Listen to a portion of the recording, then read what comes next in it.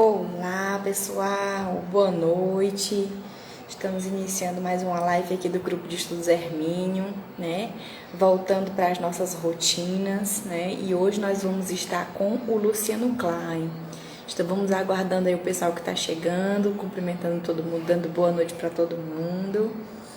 Sejam todos bem-vindos. Vamos mandar aqui o sinal. Vamos ver se o Luciano já está por aqui. Qual o horário que ele chega? Vamos lá. Vamos enviando o pessoal. Quem for chegando, meu boa noite. Vamos lá. Para todo mundo, nosso boa noite. Vamos lá.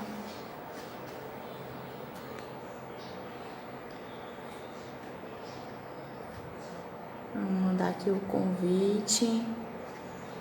O Luciano tá por aí. Pronto. Vamos lá. Vamos já dar início. Já passei aqui o convite. Vamos ver se deu certo. Olá, tudo bom, Luciano? Tudo, querida, graças a Deus. Tudo bem? Todo mundo ouvindo bem? Tá tudo certo, né? Áudio, vídeo, tudo ok? Tudo em paz, estou lhe ouvindo bem. Maravilha. Luciano, é um prazer estar aqui com você, no nosso grupo de estudos Hermínio, né? Acho que você ainda não me conhecia, sou a Natália, faço parte desse grupo de estudos, né? A gente se formou assim e teve mais contato no momento da pandemia, onde estava todo mundo nessa parte de isolamento. E o nosso Eduardo está perguntando aqui se deu certo, né? A gente está. Acabou dando, viu? Eu sou meio, apesar de professor de história, meio pré-histórico em relação ao Instagram. Pois é. E a gente estava aqui nessa peleja para conseguir fazer o negócio funcionar, para entrar, para ver se dava certo. Mas eu já avisei aqui a ele que deu certo. Então, para te familiarizar com o nosso projeto, né? O Arte e Espiritualidade, como é que funciona? Normalmente a gente faz uma entrevista aqui de 1 hora, né? Ele deve ter conversado com você, programando para 2, talvez dependendo da quantidade de perguntas, né? E aí eu acho que ele tá perdido, o Eduardo, acho que ele não entrou. Ele tá pedindo para eu te procurar. Deixa eu avisar aqui para ele que já deu certo. Vamos lá, Edu, entre. Estamos ao vivo. Você está sendo requisitado aqui nesse momento. Então, Luciano, e aí a gente, nesse período da pandemia, né, se familiarizou em grupo e tudo mais, formou-se alguns projetos, e dentre eles o Arte e Espiritualidade, que é onde a gente tem esse espaço reservado para fazer entrevista, né, com celebridades do meio espírita, né? A gente tem aqui algumas pessoas que já passaram por aqui, que trouxeram muito, e hoje, em especial, estamos aqui com o projeto para falar sobre o seu livro, né? Estou já curiosíssima, está em pré-venda na Amazon, né? O título mesmo, como é que ficou? Como é que ficou o título mesmo? Bezerra de Menezes, O Homem, Seu Tempo e Sua Missão. Olha só, adorei. A gente já teve a oportunidade de ter uma live interna com você, né? Falando um pouquinho sobre o livro, né? Em uma outra oportunidade, e agora a gente vai realmente aí refrescar aí para as pessoas, colocar aí no ao vivo. E aí eu queria que você falasse, apresentasse, falasse um pouquinho sobre você para a gente começar a parte das perguntas propriamente ditas. Pronto, eu me apresento logo com a sua devida permissão, dizendo que sou amigo do grupo de estudos espíritas Hermínio Miranda. Maravilha. Agradeço imensamente o carinho de vocês, essa parceria que vocês têm tido para conosco, nessa empreitada em juntos pelejarmos aí pela preservação da memória histórica do Espiritismo no Estado do Ceará. Agradeço demais meu amigo Eduardo Lima, que tem sido nos bastidores sempre um incentivador do nosso trabalho. Então, eu começo agradecendo e digo a você que nós somos espíritas desde a época de juventude, ainda nos anos 1980, é uma doutrina que conhecemos, a partir da curiosidade de conhecer um pouco mais a respeito do Espiritismo, via curso básico de Espiritismo, curso que então existia na antiga Comunhão Espírita Cearense, no mesmo espaço físico da atual Federação Espírita do Estado do Ceará. Então foram momentos muito felizes da minha vida nessa fase inicial, e um ano após conhecer o Espiritismo, integramos o movimento de Juventudes Espíritas daqui de Fortaleza, vinculados à Universidade Espírita Joana de Ângeles. Foi quando começamos a fazer as nossas primeiras palestras, e de lá para cá, apaixonados que somos pelo Espiritismo, continuamos sempre divulgando a doutrina sistematizada por Allan Kardec, e sobretudo a partir da década de 1990 até hoje, insistimos muito nesse trabalho de valorização da memória histórica, e como historiador, nosso ofício, nós temos tentado aí recuperar essa memória e registrando personalidades, nomes da história do Espiritismo no Ceará, fazendo aí algumas biografias, e já escrevemos trabalhos sobre Chico Xavier, sobre Divaldo Franco, sobre Viana de Carvalho, que foi o primeiro que nós biografamos ainda em 1999, e de 1997 até os nossos dias, continuamos aí pesquisando sobre a vida do Dr. Bezerra de Menezes, tendo publicado sobre ele. Esse é o terceiro trabalho, 2 trabalhos anteriores, um lançado em 2000, ainda hoje em circulação na terceira edição, intitulado Bezerra de Menezes, Fatos e Documentos, saiu pela editora La Chatre, está na terceira edição, portanto, e um que já se encontra esgotado, foi lançado em 2001 pela Fundação Demócrito Rocha, aqui em Fortaleza, da coleção Terra Bárbara, uma obra mais sumária, mais resumida acerca da vida desse que consideramos a grande referência da história do Espiritismo em nosso país no século XIX, o Dr. Adolfo Bezerra de Menezes Cavalcante. Então, em síntese, essa é a nossa trajetória. Atualmente estamos, por força das circunstâncias, na árdua tarefa de tentar conduzir o movimento espírita, na condição de presidente da Federação Espírita do Estado de Ceará. Árdua porque não é fácil, é um trabalho que exige uma dedicação muito grande, mas sempre contamos com o apoio de amigos, do lado de cá e do lado de lá, especialmente, para levarmos adiante esse projeto. Que maravilha! Então, é um prazer imenso, né, para mim estar aqui te conhecendo virtualmente. E a gente ter você, assim, no nosso grupo, no nosso projeto do Arte e Espiritualidade, abrilhanta aqui bastante, né? Ainda mais para falar de uma obra, né, do Dr. Bezerra, que você falou aí de outros trabalhos mais resumidos, né? A gente sabe, né, nos bastidores, que essa obra atual, ela é bem extensa, né, bem robusta, que tem o suprassumo do suprassumo, que você foi rebuscar ali os mínimos detalhes, né?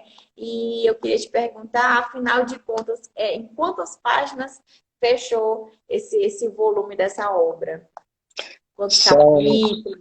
Né? São praticamente 1.200 páginas, é 1.190, 92, 93, de memória não sabemos, mas são 1.200 páginas arredondando. São 17 capítulos, o trabalho que é resultado aí, portanto, de 3 décadas de pesquisas, e sempre fizemos o trabalho com muita paciência, porque algumas pessoas perguntam, é o trabalho da sua vida? Eu diria que Bezerra de Menezes tem uma importância fundamental na minha vida. Se for assim, nesse sentido, por ele, pelo amor, pela gratidão que temos a esse espírito, diríamos que sim. Então é um trabalho alentado, é um livro que não poderia ser menor do que este, até porque há muitos dados pormenorizados acerca da sua trajetória existencial. Nós recuperamos também uma gama considerável de documentação a respeito dele, certidões, títulos acadêmicos das instituições das quais ele fez parte, sociedades científicas, sociedades literárias, a sua luta em prol da abolição da escravatura, com documentos específicos sobre essa sua fase de atuação, também como empresário. Então, nos 17 capítulos, nós constatamos que Bezerra de Menezes, desconhecido de muitos, quando visto pela lente do historiador, e daí o título da obra, O Homem, Seu Tempo e Sua Missão, ele se torna muito mais incrível, muito mais extraordinário, do ponto de vista historiográfico, do que o Bezerra de Menezes, que muitas vezes nós, por vezes, tendemos a mitificar. na nossa precipitação, às Verdade. vezes, de enaltecer alguns personagens. Então, Bezerra ele se torna maior, exatamente pelo que se pode contratar. E o que mais, de certa forma, é interessante, porque nós nunca imaginamos que conseguiríamos recuperar mais fotografias de Bezerra de Menezes, porque nós temos muitas fotografias de vultos da atualidade, Chico Xavier, de Valdo Franco, mas Bezerra de Menezes, como viveu no século XIX, você contava nos dedos as fotografias existentes. Nós conseguimos recuperar Verdade. novas imagens, inclusive aqui ilustra a capa do livro, que é totalmente diferente, desconhecida do público espírita, é uma imagem muito sugestiva, porque ali nós vemos vazar através dos seus olhos, mesmo sendo uma fonte imagética, estática, parada, mas nós vemos vazar através de uma fotografia batida há mais de 100 anos, ela é dos anos 1890, a serenidade que se exterioriza através do olhar daquele homem que estava em paz consigo mesmo. Então nós temos essa imagem, novas imagens deles também insertas no livro. Nós conseguimos, inclusive, a única fotografia que ele está sem barbas, obviamente, quando ele tinha 22 para 23 anos, porque ele estudava na faculdade de medicina, e por razões óbvias, porque não era permitido os estudantes usarem barba, ele está sem barba, mas você identifica pelos olhos que é ele magrinho. Conseguimos fotos também de quase todos os membros da sua família, de muitos filhos, de parentes daqui do Ceará, do Rio de Janeiro, locais onde ele residiu. Levantamos todos os consultórios dele, todas as clínicas que ele atuou, desde 1856, quando passou a trabalhar como médico, e o seu Nossa.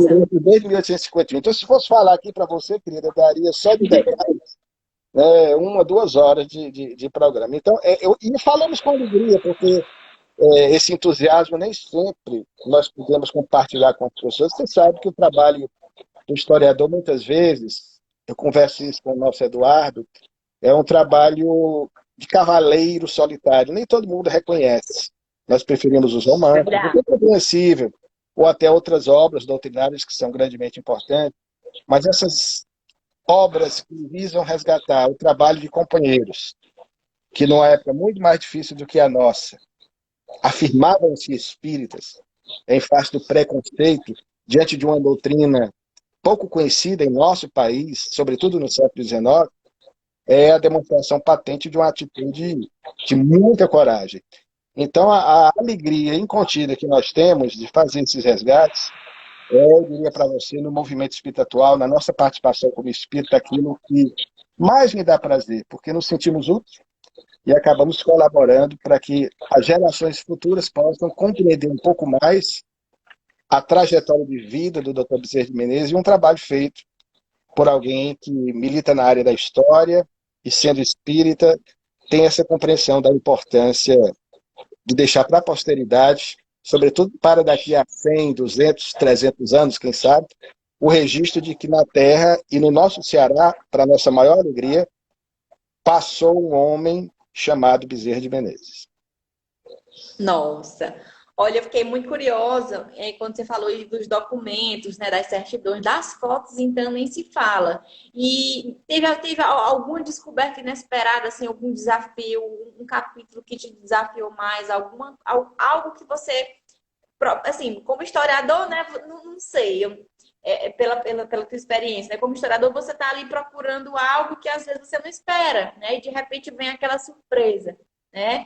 Tem algum fato, né, nesse sentido que você gostaria de pincelar aqui para a gente? Para deixar, né, os leitores curiosos. Eu Muitos, já estou queridos, muitos. ansiosa. Muitos fatos. E eu lhe digo com toda franqueza, como espírita há 36 anos, estou com 57, comecei no espiritismo com 21 anos.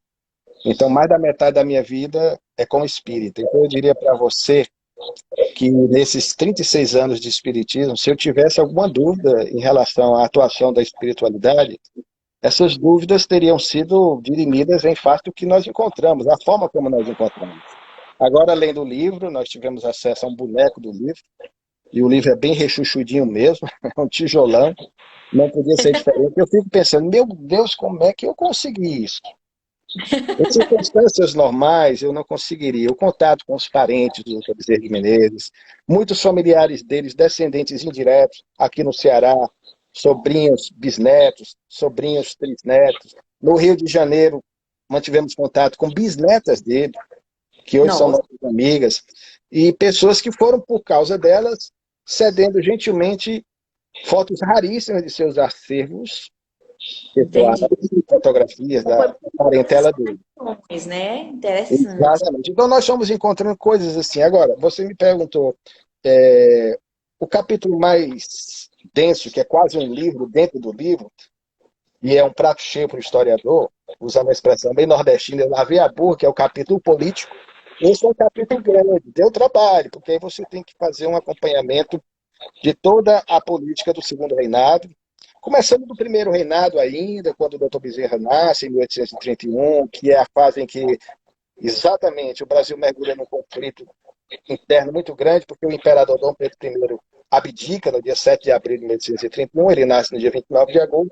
Então, a partir do primeiro reinado, transição, período regencial, que ele viveu na infância, esse período turbulento da história nacional, e aí chega no segundo reinado, a ação de Dom Pedro II, entrando pelo período republicano. Então, foi muito bom fazer o que eu gosto de fazer como historiador. Mas o capítulo que mais me desafiou, aquele capítulo que mais me deu trabalho, porque eu tive que agir nem tanto como historiador, mas mais como arqueólogo, porque eu tive que colocar todo o meu empenho para tentar decifrar os grandes enigmas, montar o quebra-cabeças que eu pensei que jamais conseguiria em relação aos filhos do Dr. Bezerra de Menezes, a sua família, seus descendentes, no Rio de Janeiro, porque ele nunca escreveu, pelo menos de forma detalhada. Então, foi o capítulo sexto. Esse foi um capítulo que nos deu muito trabalho, foi um desafio, mas também, ao mesmo tempo, o capítulo que mais nos tocou, porque nós tivemos a oportunidade de conhecer a família das duas esposas do Dr. Bezerra de Menezes. Eu digo duas, para quem não conhece, sabe da história. O Dr. Bezerra se casou por primeira vez com Maria Cândida de Lacerda Prego, que desencarnou prematuramente aos 19 anos, em março de 1863, e se consorciou uma segunda vez, 3 anos após, com a irmã materna da primeira esposa, Cândida Augusta. Então ele vai ter, e era algo que as biografias batiam cabeça, não tinha uma precisão em relação a esses dados, mas nós conseguimos precisar, ele vai ter exatamente, juntando as duas esposas, 2 filhos do primeiro casamento, 2 garotinhos, Antônio e Adolfo, que era o filho mais velho, e com a segunda esposa ele vai ter mais 13 filhos. Então ele teve uma prole grande, como todo nordestino do seu tempo, eu brinco sempre com isso, 15 filhos carnais e uma filha adotiva. Ele ainda adotou uma menina em 1867, chamada Antônia, carinhosamente, como todos os filhos, ele apelidava os filhos, ele chamava de Antonica. E Antonica, curiosamente, ela era filha de uma escrava e ela foi alforriada, e o doutor Bezerra e a segunda esposa adotaram-na como filha do coração e deram-lhe o nome, Antônia Bezerra de Menezes. Então nós acompanhamos todos os filhos, tentamos montar, porque acreditávamos que assim estaríamos, de certa forma, agradando o doutor Bezerra de Menezes. Talvez ele não quisesse que fizesse uma biografia, mas é dever do historiador, teimoso como somos, por ele, pelos amigos deles, os que viveram no entorno dele, nós conseguimos recuperar. Então, nós conseguimos montar ligeiros perfis biográficos de praticamente todos esses filhos, alguns deles com fotografias. E o que mais nos desafiou, querida, aí sim, fechando a sua pergunta com a resposta que não podia ser tão curta assim, mas foi encontrar o paradeiro do filho mais velho, primogênito, chamado Adolfo Bezerra de Menezes Júnior. Nós conseguimos montar a biografia praticamente quase toda, e esse rapaz simplesmente desaparece, procurando nos acervos, no inventário da família, não havia nada, registro nenhum. Eu cheguei até a suspeitar que ele houvesse desencarnado quando criança ou na adolescência. Ele simplesmente desaparece. Foi então que, através de um amigo muito querido do Rio de Janeiro, pedindo a ajuda dele, nós conseguimos, aspas, né? Acidentalmente, com a ajuda da espiritualidade, obviamente, encontrar um documento perdido, em condições normais nós jamais encontraríamos, e constatamos que esse rapaz, que na verdade era o filho sobre o qual o doutor Bezerra se detém para tentar livrá-lo de uma pertinaz obsessão, que vai motivar, inclusive, mais tarde, o doutor Bezerra a escrever o livro A Loucura sob o Novo Prisma. Era o filho mais velho, Adolfo. Então ele viveu, na verdade, por isso não se tinha muitas notícias dele, socialmente falando, à época. Ele viveu até uns 39 anos. Ele nasceu em 1860 e desencarnou no dia 22 de janeiro de 1899. Nunca se casou, viveu isolado numa casa, melhorou, mas nunca recuperou plenamente a lucidez em face do problema, que foi um processo obsessivo muito imbricado, muito complicado. E aí, o que acontece é que nós encontramos esse registro e conseguimos até uma fotografia dele, montamos a biografia e depois imaginamos, poxa, como é que foi acontecer isso? Então, não tem como, sabe, querida, você atribuir isso à obra do acaso. É aquela Realmente. sintonia, quando você está na faixa mental de um personagem, alguém que você pesquisa, aí você sabe que a pesquisa histórica do Espiritismo ela é diferente de outras pesquisas. Embora todos os pesquisadores, todos os arqueólogos, de todos os tempos, se você for analisar as circunstâncias especiais, como, por exemplo, a tumba de Tutancâmon, que no ano que vem completa 100 anos de sua descoberta, ela foi encontrada. As ruínas de Machu Picchu, elas parecem ser misteriosos, que guia o responsável por essa empreitada. Então, sempre também, embora não creiam, por questões ideológicas de cada um, de cada pesquisador, muitas vezes com viés um tanto agnosticista ou materialista, ateísta, eles negam a existência de Deus, mas nós sabemos que a espiritualidade age sobre todos nós nas atividades que nós realizamos e, em particular, também nessas atividades de história. Com certeza. Nossa, eu tô aqui, eu já tinha ouvido falar dessa história do filho mais velho, né? E que motivou, inclusive, essa escrita desse livro, mas, assim, os detalhes, né? Eles fazem a gente ficar pensando, assim, ficando cada vez mais curioso. Muito bem. Luciano, eu tô aqui, né, já pensando, meu Deus, como é que a gente vai fazer para dar conta? Eu acho que a gente vai ter que se organizar para poder digerir o livro, né? Eu já tô aqui pensando, meu Deus, vai ter que ter uma organização para a gente, porque assim, o trabalho da vida toda, né? Assim, muitos detalhes, muito aprofundado. Acho que até para a gente conseguir assimilar essas informações do livro, a gente vai ter que ter esse tempo, né? Esse carinho, esse cuidado e tudo mais.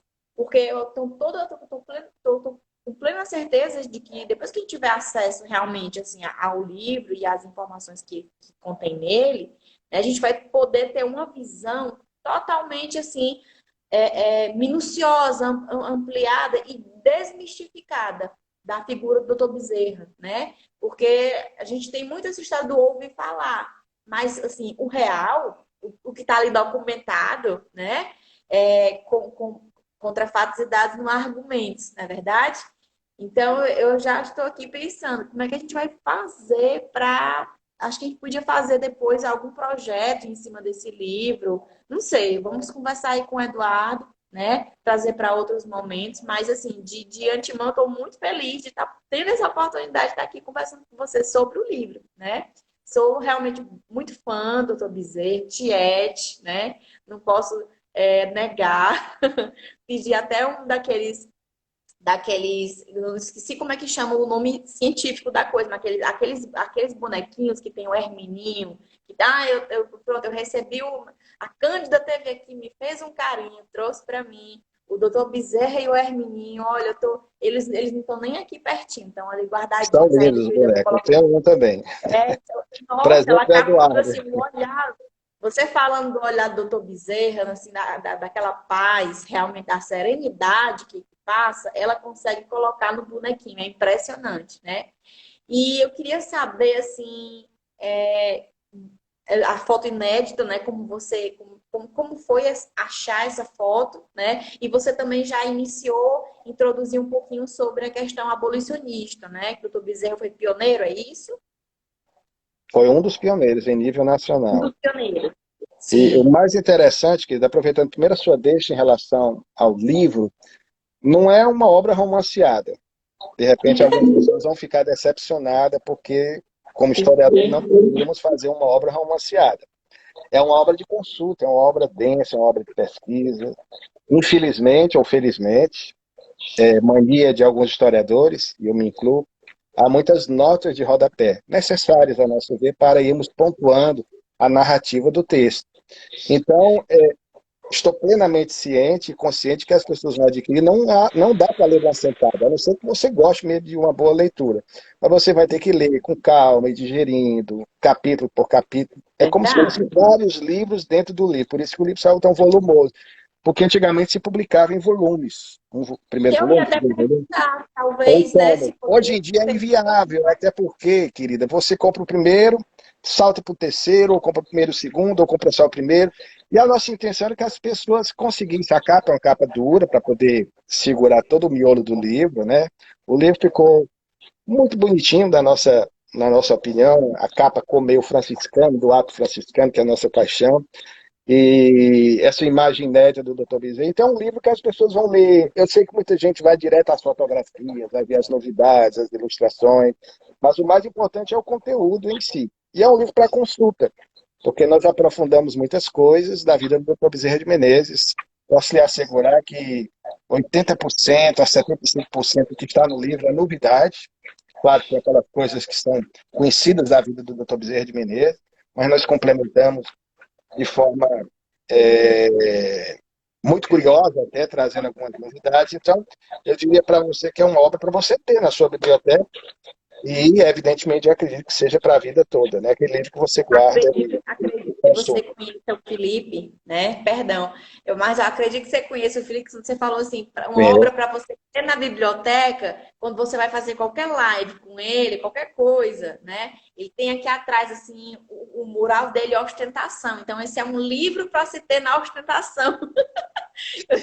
Ela estava me falando, o livro está em pré-venda, ainda não saiu. Eu digo, meu Deus, ainda não está na ostentação do Felipe, mas daqui a pouco a gente vai ter que correr para ter.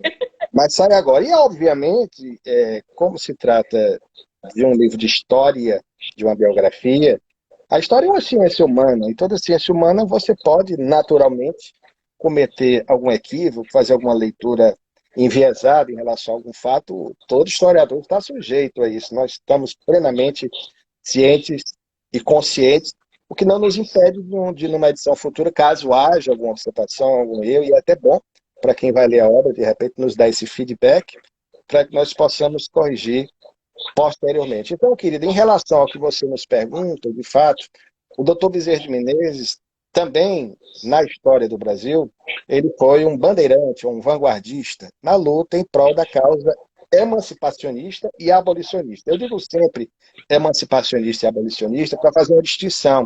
Normalmente as pessoas confundem. O emancipacionista, ele foi emancipacionista e também abolicionista. O emancipacionista é aquele que planeja a abolição da escravatura de maneira lenta, gradual, preocupado com as consequências do processo da libertação e do que pode ser gerado em termos de consequência. É o que nós Resumindo, diríamos de modo sustentável, né? de modo sustentável, vou explicar. E poderíamos dizer, o emancipacionista, todo emancipacionista é abolicionista, mas nem todo Mas abolicionista é emancipacionista. Explicando, o abolicionista, como o próprio nome sugere, é aquele que quer abolir abruptamente, imediatamente, instantaneamente, usando a expressão inglesa, now, agora. Né? Então é aquele que quer agora a abolição. Só que ele simplesmente, muitas vezes, sem avaliar as consequências, não é que seja algo ruim, não, não. São pessoas que, obviamente, indignadas com essa brutalidade que foi a escravatura em nosso país, uma das ações mais bestiais do ser humano, em razão do contexto, foi uma instituição nacional, infelizmente, quando irmãos nossos foram arrancados da África, força da África, ou Mãe África, que é o nosso continente mãe, e trazidos para sustentar e manter o nosso país às custas de suor, sangue e lágrimas. E depois o que fizemos? Mesmo após a abolição da escravatura, o que fizemos? Uma demonstração ainda da nossa tremenda ingratidão para com essa gente, ainda hoje discriminada, ainda hoje marginalizada, ainda hoje sem ter o seu devido lugar na sociedade. Então, tudo isso é consequência de ações muitas vezes impensadas, intempestivas e até demagógicas de alguns políticos da época. Veja bem, quando nós temos, e às vezes as pessoas não entendem essa observação, o Bezerra de Menezes, ele foi muito cauteloso em relação à questão da abolição. E ele escreveu um opúsculo de nome longo, A Escravidão e as Medidas que Convêm, para elemento servil, do cativo, de forma lenta e gradual, sem danos para a nação. O título é longo. Essa obra, inclusive, tem um exemplar na Biblioteca Pública Menezes Pimentel, capa verdinha, é um livrinho que você pode ler numa sentada. Foi distribuído gratuitamente pelo Dr. Bezerra esse livro, para que as pessoas tiverem acesso ao seu projeto, inclusive também publicado Uma num forma jornal. de educar, né? É Uma uma forma de forma de educar. preparar. Agora, o que é que ele propõe? O que é diferente? A diferença, querido, estava no fato de que alguns abolicionistas, sobretudo nos anos 70, depois ele foi também abolicionista. Mas o doutor Bezerra entendia, porque a escravidão no Brasil não dependia de um simples ato do imperador, que não poderia fazer, Dom Pedro II, que era essencialmente adepto da abolição, mas isso dependia do parlamento. Havia dois partidos, inclusive o conservador, que era quem mais lutava para manter a escravidão. Eram os donos das fazendas, especialmente os barões do café, que não queriam ter o prejuízo, porque escravo era visto como objeto. Então, o que acontece? Muitas pessoas na sociedade, até famílias, vamos dizer, da classe média, só para nós entendermos, da época, também possuíam seus escravos. Muitos abolicionistas tinham escravos em casa. Então, eles faziam parte de um contexto. Agora, o doutor Bezerra se preocupava com o futuro dos libertos. O que aconteceria com eles? Por exemplo, nessa obra lançada em 1869, repetindo, 1869, eu sou professor de história, não sou bom de matemática, mas só lembrando, a abolição da escravatura, quem aprendeu a lição lá no ensino fundamental, foi redigida, assinada, oficialmente extinta do Brasil no dia 13 de maio de 1888, através da Lei Áurea, assinada pela Princesa Isabel. 1888, 1869. 19 19 anos. anos antes, quase 20, arredondando, o doutor Bezerra de Menezes escreveu esse opúsculo. O mais interessante é que no opúsculo ele sugeria que as crianças que lograssem alcançar a liberdade, e em 1871 nós vamos ter uma lei que abolia a escravidão do ventre materno, a lei do ventre livre, que não foi bem uma lei, vamos dizer assim, eficaz por uma série de razões, como também a outra do sexo vaginal, mas eram leis até protelatórias da escravidão. E aí nós vamos Sim, ter o doutor Bezerra de Menezes se preocupando em que o governo ou as autoridades competentes criassem educandários, escola, para essas crianças que iam ser inseridas na sociedade, meninos e meninas, até propunha escolas diferentes.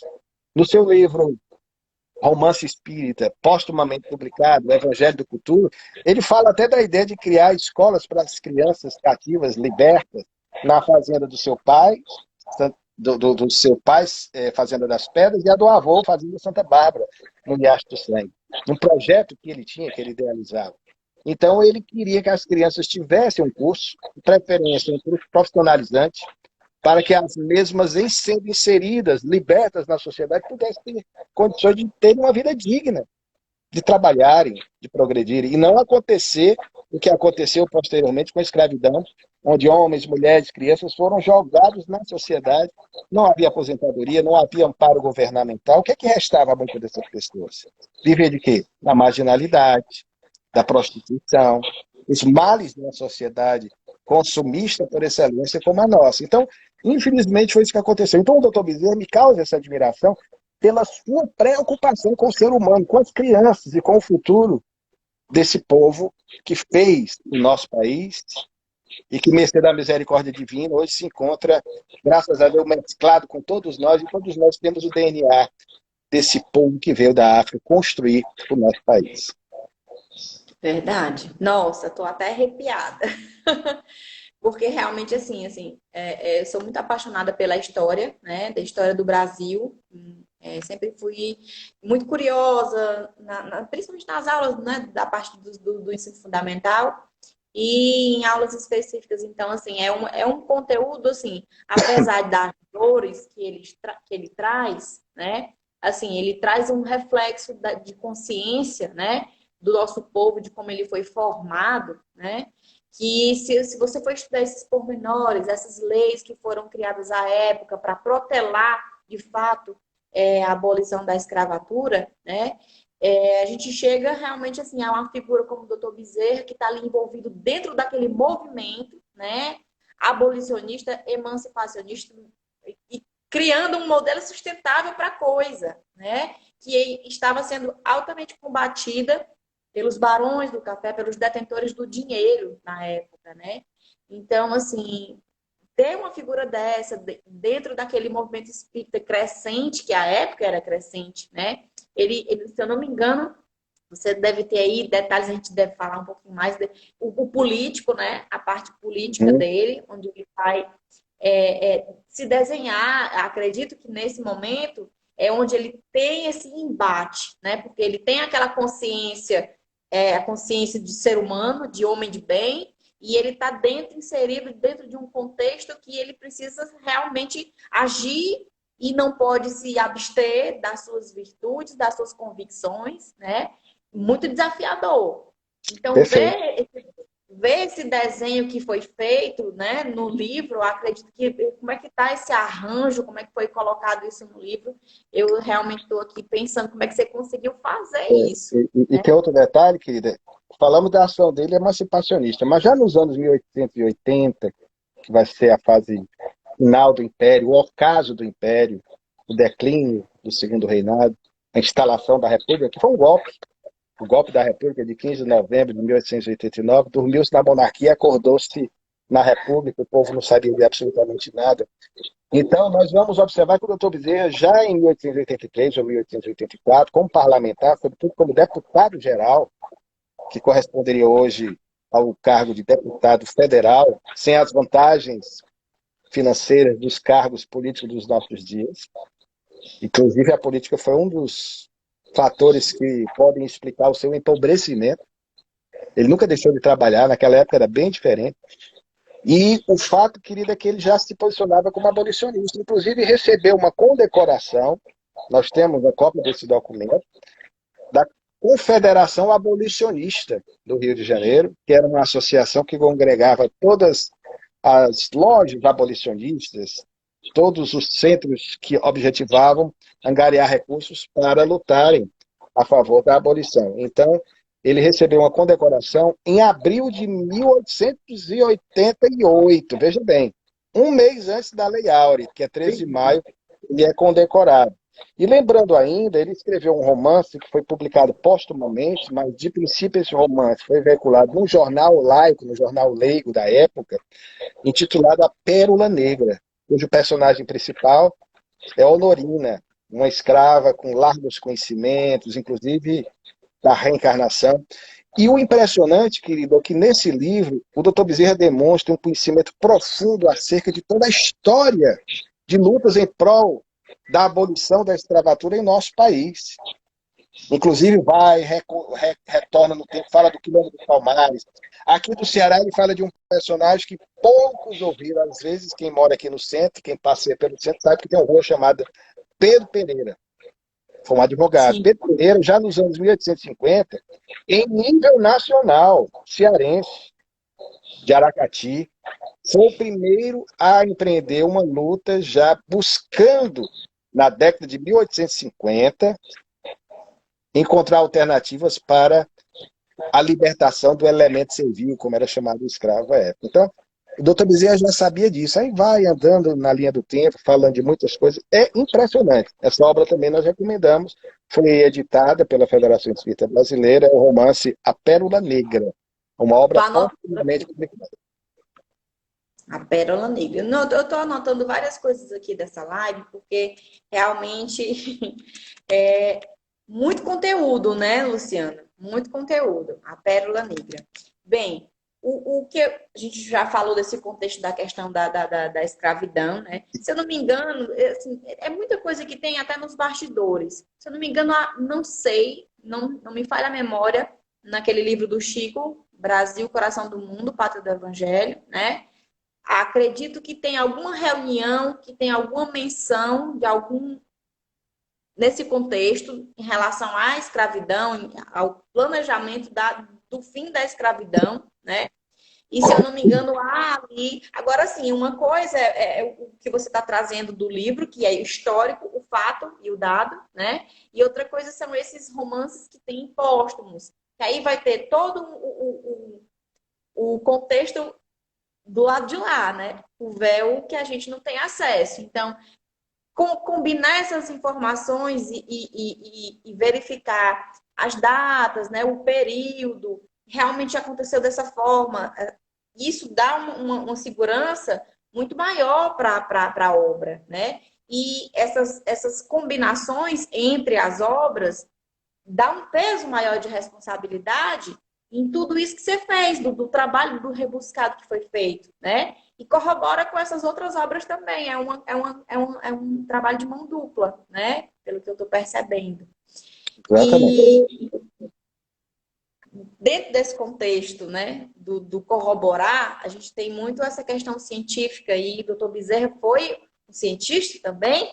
Comenta um pouquinho para a gente E sobre nomeada, e esse um dos detalhe. maiores cientistas do Brasil, oitocentista, do Brasil do século XIX. Eu digo sempre, sabe, querida, porque quase sempre, costumeiramente, nós, quando lemos alguma coisa sobre o Dr. Bezerra, vemos o médico dos pobres, que ele foi, por sua própria natureza, que ele era espontâneo dele, antes mesmo de ser espírita, um líder, um homem de bem, um homem que tinha esse sentimento de empatia em relação ao outro. Isso é desde a sua juventude.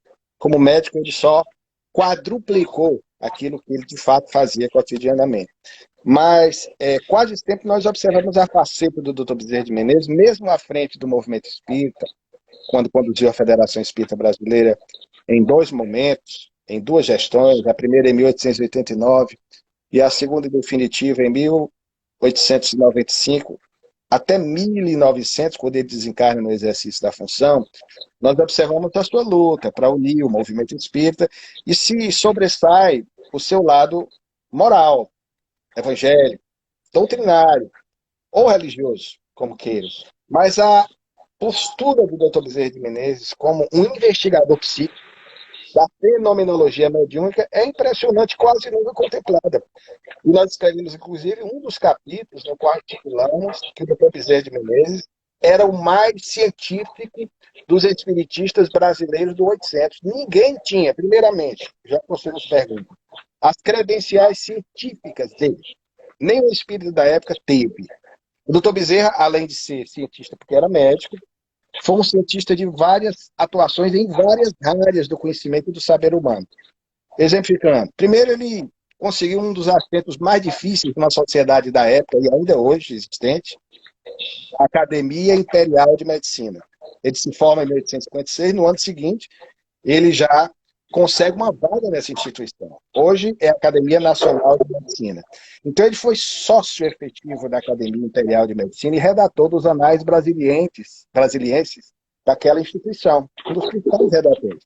Era membro do Instituto Farmacêutico, da Sociedade de Físico-Química, era presidente do Instituto Médico Brasileiro, da Sociedade de Ciências Matemáticas, instituição praticamente desconhecida das biografias. Mais tarde, na sua fase homeopata, nos anos 80, fez, com alguns companheiros, promoveu uma luta em prol da organização da Sociedade Hahnemanniana, Samuel Hahnemann, o pai da homeopatia. Nós vamos encontrá-lo também como membro da Sociedade Auxiliadora da Indústria Nacional, uma instituição que objetivava o desenvolvimento do Brasil em várias áreas. Inclusive, através dessa instituição, ele foi um dos primeiros a propor uma ideia vanguardista da criação de uma faculdade de medicina veterinária no Brasil, que não existia. Infelizmente, não deu certo. E a primeira faculdade, o primeiro curso de medicina veterinária do que nós temos notícia, só vai surgir no início do século XX, quando ele já estava no mundo espiritual. Igualmente também de agronomia, porque ele pensava nessas possibilidades em termos rurais, do progresso do Brasil, então era um homem antenado. Interessante, super antenado, Uma né? visão eclética de tudo. E era, inclusive, na área de humanas também. Por exemplo, na área da história, ele compôs biografias de vultos do Império, escreveu 17 biografias que foram fechadas numa obra de um francês chamado Sebastião Fisson, intitulada Galeria dos Brasileiros Ilustres. Ele era também sócio efetivo, vejam só, e correspondente da Sociedade de Geografia de Lisboa, uma instituição internacional. Então era um homem que tinha um conhecimento, nem o espírita da época tinha essas credenciais. E além de tudo Era um isso, cabedal muito grande, né? E total, diversificado, querida, ramificado. eu posso dizer para você que o Dr. Bezerra de Menezes, assim como Allan Kardec, era um gênio. Era um gênio, ele era um gênio. Um homem que, inclusive, como estudante de medicina, foi sempre em primeiro lugar. Obteve a nota óptima cum laude em latim, concluiu o curso exatamente nessas condições, como primeiro lugar. Se torna um cirurgião de nomeado especialista. Na época não havia essa especialidade, mas era um especialista na área urológica, fazendo cirurgias complicadas, principalmente para a extração de cálculo renal. Imagine naquela época sem anestesia, só havia o Nossa, clorofórmio, depois é que se criou a anestesia. Você com a dor de cálculo renal, quem nos ouve aqui, que já passou por uma experiência dessa, sabe que é uma dor que você só terrível. não desencarna por misericórdia de Deus, né? Porque eu não passei, mas tive e tenho uma filha, né, que passou e desmaiou. Eu tive que carregar ela nos braços há um tempo atrás. Eu já passei também. E ela Realmente não não é. aguentou, apagou. Então, é uma dor terrível. E naquela época, às vezes, as pessoas desencarnavam dos processos cirúrgicos, que tinha que fazer incisões, cortes, a falta de dinheiro. Ele conseguiu uma aparelhagem da época, através de um médico amigo que ele doou, que ele conseguia, pela uretra, extrair as pedras com uma habilidade incrível. E as pessoas demandavam a corte imperial, onde ele vivia, o Rio de Janeiro, inclusive de outras províncias, ou de estados, né? Ele foi da República dos Estados. Então, querido, o doutor Bezerra, mesmo como espírita, aí sim, ele já fazia investigações dos fenômenos psíquicos, dos fenômenos mais tarde também vistos como paranormais. Foi grande amigo de um grande precursor da parapsicologia, eu diria até no mundo, um inglês radicado no Brasil, chamado Alfred Alexander, que o movimento espírita desconhece. Ele era inglês, morava em frente ao Dr. Bezerra de Menezes. Foi ele, inclusive, o responsável por elaborar aquela célebre entrevista de 4 perguntas que o Dr. Bezerra de Menezes responde, como outras lideranças espíritas, que ele queria fazer uma espécie de enquete, um primeiro censo, vamos dizer assim, de como estava o movimento espírita no Brasil para apresentar num congresso espírita e espiritualista internacional na década de 1890. Então, ele, muitas vezes, testemunhou o Dr. Bezerra de Menezes, inclusive as experiências com o médium inglês Harry Slade, que veio ao Brasil, foi experimentado, o Bezerra estava lá com os investigadores. O Dr. Bezerra criou um laboratório de investigações da área da mediunidade, inclusive para dar suporte ao trabalho que ele escrevia, que é uma obra eminentemente científica, A Loucura sob o Novo Prisma. Então, ele criou um laboratório com ata e tudo, registrando as manifestações dos espíritos em 1891, exatamente no local onde ele morava à época, numa chácara, na Estrada Velha da Tijuca, ao número 27. Então, era um homem que tinha essa preocupação. Não há, no século XIX, pelo menos que eu tenha encontrado, nenhum dos espíritos, aqueles que se diziam científicos, e houve tanto problema no século XIX, que tivesse essas credenciais de científico do Dr. Bezerra de Menezes. Por isso que dizemos sempre, esse trabalho, e sobretudo a divulgação do espiritismo que ele empreendeu na coluna Estudos Filosóficos, faz dele merecedor do título que lhe foi dado à época de o Kardec brasileiro. Porque, mal comparando, é Realmente. evidente, guardadas as devidas proporções, eu costumo dizer, nós não podemos comparar essas estrelas de primeira grandeza, mas ele teve um tempo de ação no espiritismo muito semelhante ao de Kardec.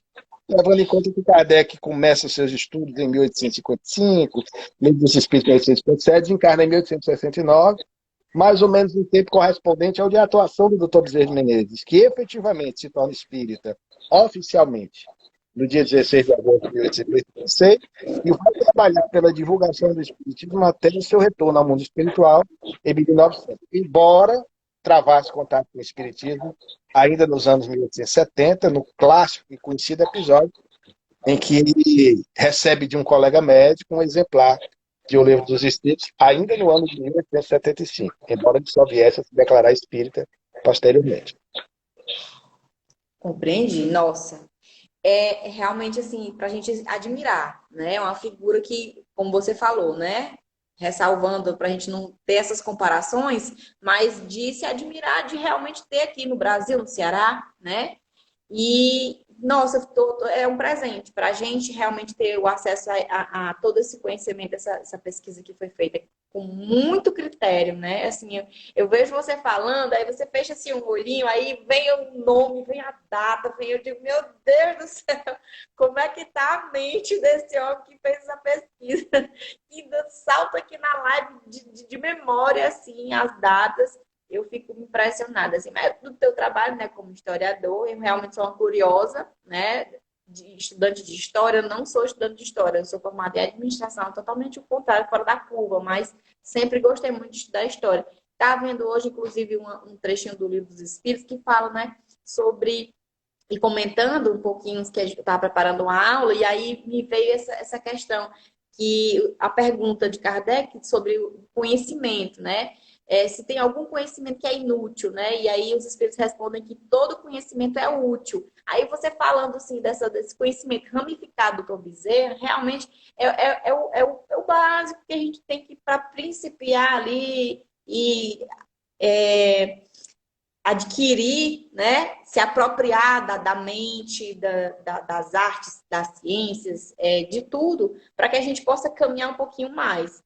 E aí, quando você começou aí a pescar aí de datas, eu digo, meu Deus do céu, como a gente ainda está O distante aí. HD fica funcionando, né? Mas quando você faz algo por amor, você guarda. A minha paixão por história, né? Eu nunca fui bom em matemática.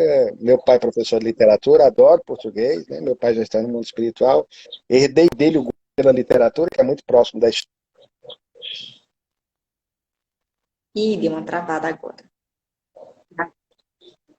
E me permite trabalhar hoje pelo espiritismo, tentando aí recuperar a história de muitos dos nossos companheiros do passado. Que maravilha. Luciano, a gente já está com 51 minutos, certo? O Passa Eduardo rápido. disse que você passa muito rápido, né? A gente ainda tem aqui algumas perguntas.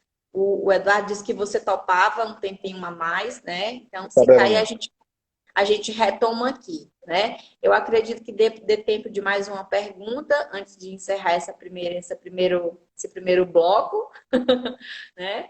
E aí eu queria saber sobre a parte que foi aquela história curiosa da matrícula do Dr. Bezerra, no curso de medicina. tá. Essa foi uma das informações inéditas que nós obtivemos. Não era tão inédita, pelo menos até a década de 1930, mas como foi acontecer no nosso movimento e na nossa sociedade de uma forma geral, nós temos, muito, infelizmente, descaso para com a memória, esse fato caiu no esquecimento. Mas é curioso. E nós descobrimos a partir de uma história que foi narrada por um grande amigo do Dr. Bezerra de Menezes, Antônio Guilherme Cordeiro, proprietário da célebre farmácia Cordeiro, onde o Dr. Bezerra de Menezes, nos últimos 5 anos da sua existência, na rua 24 de maio, número 116, que era o endereço dessa farmácia, ele clinicou, atendendo com toda a amorosidade as pessoas que demandavam aquela farmácia. Ali ele se valia dos princípios reais de Hipócrates, do juramento que ele fizera, e se convertia não só no médico de corpos, mas sobretudo no médico de almas. Curava com o seu olhar, com a sua empatia, com o seu amor, com a sua afetividade. Tão fundamental nas nossas vidas nos dias de hoje, nas nossas relações sociais e, sobretudo, também no nosso movimento espírita, entre nós espíritas. Então, o Dr. Bezerra viveu uma experiência que foi contada por esse grande amigo. Nós conhecemos aquele episódio do estudante de matemáticas que aparece e de repente desaparece, deixa uma quantia. Esse fato é bastante conhecido, que mostra a ação da providência divina. Mas há um outro que ainda não é contemplado nas biografias, nós temos divulgado através de algumas lives, que é o episódio que nós intitulamos de A Presença Marcante do Anjo Loiro da vida do Dr. Bezerra de Menezes. Ele chega no Rio de Janeiro, no dia 23 de fevereiro de 1851, e dispara na direção da Faculdade de Medicina, após instalar-se numa casinha que foi alugada por familiares, na rua Bata Cavalos, que era relativamente próxima da Faculdade de Medicina, que à época funcionava num prédio, à Rua Santa Luzia. Então ele dispara, corre, vai para a faculdade. Por algum motivo no caminho, ele, ao chegar depois das 16 horas, para sua estupefação, percebeu que a porta principal que dava acesso à secretaria para efetuar a matrícula estava fechada. E era o último dia de matrícula. Então ele perderia a matrícula. Ele era de muito longe, a família naquele momento se cotizara para pagar a passagem e estabelecer um período de estadia dele no Rio de Janeiro, até que ele pudesse ter melhores condições. E aí ele se senta diante da escadaria, entristecido, e começa a pensar no esforço familiar, no seu próprio esforço. Já estava com a idade de 19 anos, normalmente os estudantes começavam com 17, iria com 51, medicina 51, e ficou pensando que muito provavelmente ele iria voltar ao Ceará. E em voltando ao Ceará, não voltaria mais a cursar medicina, o curso naquela época era anual, não era semestral, e ele muito possivelmente cursaria direito em Olinda, curso que os seus irmãos fizeram, ou teria uma vida como agropecuarista, como também um dos seus outros irmãos.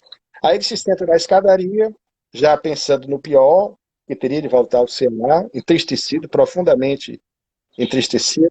Aí, de repente, ele percebe, e o seu olhar cruza com o olhar de uma criança que estava no jardim brincando com uma escrava que cuidava dela. E a menina de aproximadamente 9 anos de idade, com cabelos loiros encaracolados, carregava junto consigo aqui, com muito carinho, uma boneca de porcelana, e ao olhar para o jovem cearense, o jovem Adolfo, movida por um secreto instinto, ela se sente impelida a deslocar-se na sua direção, e aí chega diante dele, um jovem estranho que ela não conhecia, mas atraída talvez pelo seu magnetismo, ou certamente pela ação da espiritualidade, olha-o com ternura e diz-lhe, perguntando: você está bem? Você está triste? E ele olha para ela, limpa a lágrima, com seus olhos esmeraldinos, e diz: é um pouquinho, querida, porque aconteceu um imprevisto. Aí ela começa a entabular uma conversação, e diz: o que houve? Não, é porque eu vim de muito longe. E ela, curiosa, perguntou: de onde? Do norte do Brasil. Naquela época o Ceará ficava no norte. Da Bahia para cima era norte, da Bahia para baixo era sul. Não tinha a região nordeste, sudeste, como hoje nós temos, nem centro-oeste. Mas veio de onde? Do Ceará. É longe mesmo, né?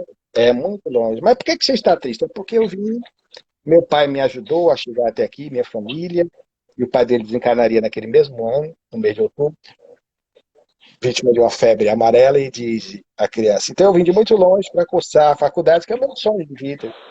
Eu sempre acalentei desde criança o sonho de cursar medicina. E agora eu vou ter que voltar ao Ceará porque as portas estão fechadas. Aí ela, inopinadamente, diz-lhe: não vai não. Dê-me cá a sua mão. Pegou o jovem pela mão, ele assustado, a criança com uma força descomunal, carregando a boneca na outra mão, diante do olhar assustado da escrava, que, sem saber entender o que estava ali acontecendo, ela puxa o jovem pela mão, ele entra por uma porta contígua na lateral do prédio e ela vai percorrendo com ele um longo corredor. E ele meio assustado, porque constrangido, muito tímido, não conhecia o ambiente, disse: não, querida, mas eu não posso entrar, a porta da matrícula é lá na frente. Ela disse: venha comigo, venha, venha, venha, venha. E ele foi caminhando, percorrendo algumas alas lá do prédio, quando de repente ele observa no fim do corredor a porta com o nome do diretor, Dr. Cruz Jobim, que aliás havia sido um dos fundadores da Faculdade de Medicina em 1832. Era um médico de nomeada, cirurgião conhecido nacionalmente, inclusive considerado muito circunspecto, muito fechado. E quando ele vê, ele para assustado e diz: não, ali é a sala do diretor, eu conheço de nome o Dr. Jobim, dizem até que ele é muito sisudo. Não, não, não, não vou entrar. Ela disse: venha comigo, venha, venha, venha. E puxa com tanta força que não teve jeito. E ela empurra a porta do gabinete do diretor. O diretor estava sentado, numa escrivaninha de época, baixa os seus óculos, diante da cena. A escrava esbaforida, não conseguindo segurar a criança. O próprio Adolfo tentando resistir, estacado ali, parado ali, tentando voltar e sem ter condições, e a menina demonstrando uma força incrível e grita: papai! Papai. Era o pai dela. Eu trouxe aqui um jovem, um amigo, que veio de muito longe. O senhor sabe onde fica o Ceará? Ele baixa a cabeça, ainda sem entender. Pois é, ele veio, atrasou-se por motivo justificado agora. E eu disse para ele que as portas fecharam, ele não pode fazer a matrícula, que ele não ia perder a matrícula, porque o senhor não ia deixar. Não é verdade, papai? O pai meio constrangido, Não diante é daquela verdade, situação. papai? O pai, que é pai, não vai recusar o pedido da filha. Olhou para ela, viu a escrava ainda com os olhos esbugalhados, diante daquela cena inusitada. Adolfo completamente vermelho, provavelmente pingava como gato em bica, suando, né? Intensamente. Então, E então ele diz: tudo bem, meu jovem, vou atender o pedido da minha filha.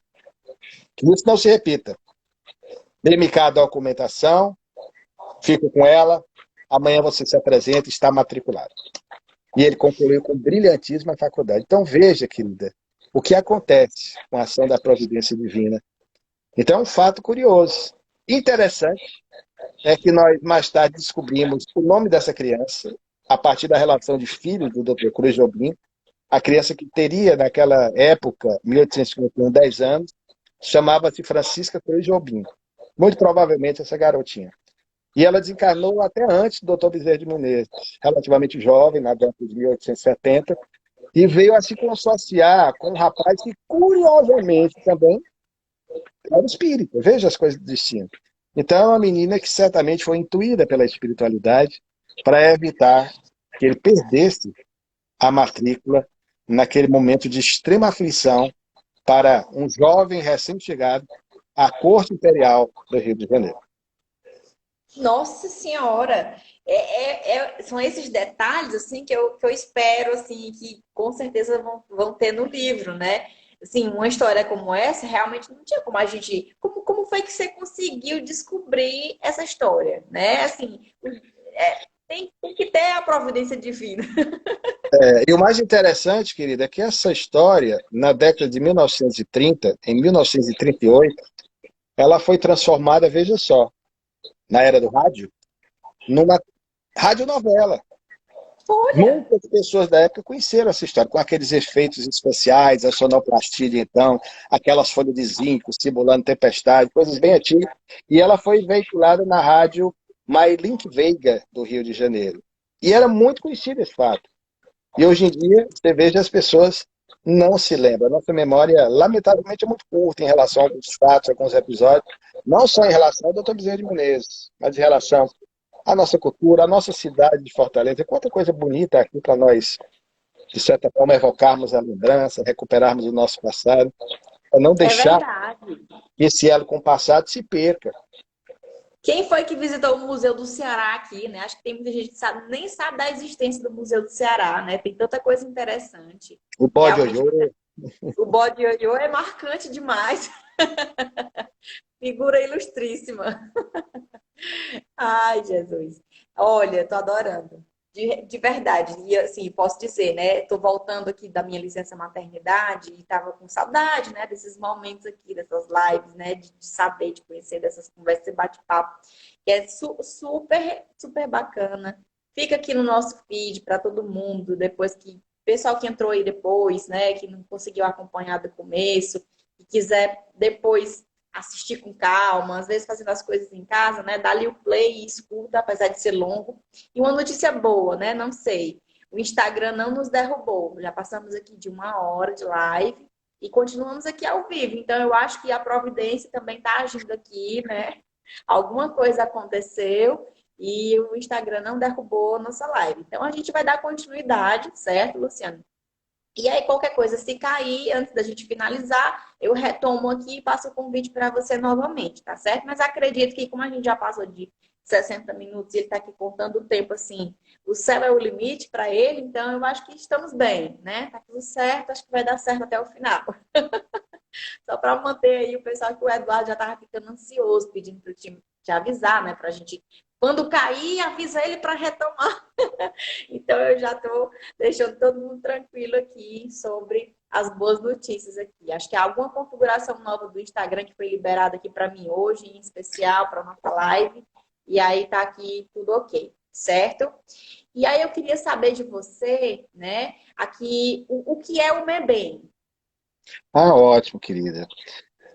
Por conta do projeto do livro, a divulgação nacional do livro, e até internacional, porque nós temos alguns amigos que moram na Europa, nos Estados Unidos, que estão querendo adquirir o livro, porque há grupos espíritas, Bezerra de Menezes, na Suíça, por exemplo. Nós fizemos uma palestra lá virtualmente.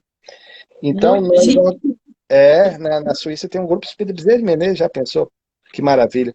Eu E tenho um grupo de estudo de Bezerra de Menezes também, né? é, Doutor Bezerra. o nome demonstra o carinho que nós temos por ele. Então, nós fundamos no dia 29 de agosto, próximo passado, exatamente quando celebramos os 190 anos do nascimento dele, uma instituição objetivando a divulgação desse trabalho, como também da acomodação dos documentos que nós temos no nosso arquivo pessoal, que vamos disponibilizar para o futuro ao movimento espírita do Ceará e do Brasil, que queiram visitar Fortaleza e conhecer um pouquinho mais a respeito da vida do nosso ilustre conterrâneo. Nós temos, então, a fundação do Memorial Bezerra de Menezes.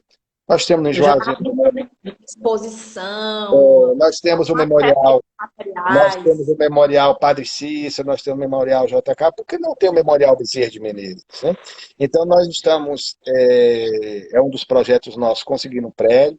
Já até falei com o nosso Eduardo, vai ter uma sala especial no memorial para a parte do Espiritismo no Ceará e especialmente também para a do Hermínio Corrêa de Miranda. Eu tenho no Hermínio uma das minhas grandes paixões do movimento, é um dos grandes exemplos que eu tenho, assim como referência marcante na minha iniciação no Espiritismo e até hoje, pelo homem extraordinário que Hermínio continua sendo, certamente, no mundo espiritual. Então, o Eduardo aí aceita conosco, também já sinalizamos para ele que vamos ter uma salinha para que vocês possam, quem sabe, acomodar aí também uma parte desse memorial, desse museu do Hermínio Miranda, com algumas peças que vocês estão adquirindo. Então, nós temos esse projeto e de outras figuras do Espiritismo também. Então, o memorial ele tem esse fito, esse objetivo, né, de salvaguardar esse material para o futuro. Aí é um compromisso nosso como historiador. A parte relativa também à história do Espiritismo no Ceará, muita documentação que nós obtivemos, e ao mesmo tempo nos organizarmos para lançar, quem sabe futuramente, novos trabalhos com esse escopo de divulgar um pouco da história do Espiritismo em nosso estado. E há tanta coisa bela da nossa gente, do nosso estado. O Ceará que é hoje um dos países onde mais cresce quantitativamente o número de adeptos do Espiritismo, que é algo muito auspicioso. Eu repito, cresce quantitativamente, mais auspicioso será quando esse crescimento, além de quantitativo, ou seja, na quantidade, for também na qualidade. Que quer dizer, Com à medida que certeza. nós nos conscientizamos da necessidade de estudar essa doutrina que requer de nós esse esforço. Nossa, Luciana, essa necessidade de estudar, né? Não sei se você conhece, se você já ouviu falar, mas eu faço parte também do grupo da Rede do Bem Maior. Na verdade, eu fundei a Rede do Bem Maior, e aí, através da Rede do Bem Maior, a gente tem nossa meta é essa, né? De estudar. Então, a gente tem o estudo das obras básicas, e inclusive eu estava montando a aula hoje do Livro dos Espíritos, a gente está no finalzinho do Livro dos Espíritos, né? Já estamos aí partindo para a quarta parte do livro. E é um projeto voltado para essa questão da educação, né? O básico, porque tem tanta gente que se diz espírita, mas nunca abriu nem, não sabe nem que o livro dos espíritos tem perguntas e respostas, né? E lê romances, tem aquela visão superficial, né? Confunde, mistura com outras coisas e não tem essa visão do real, do palpável. E aproveitando esse assunto, esse gancho, né? Vamos para a próxima pergunta, que seria em relação à questão do movimento espírita, né? O que você acha, tua opinião do movimento espírita? Se a gente valoriza a nossa história, né? Como é que tem trabalhado essa história do espiritismo no Brasil? Comenta um pouquinho para a gente sobre isso. Desde a década de 1990, nós, a partir dos contatos, a amizade que nós desfrutamos de dois grandes amigos, aliás, de três. Hoje os três já são residentes do mundo espiritual.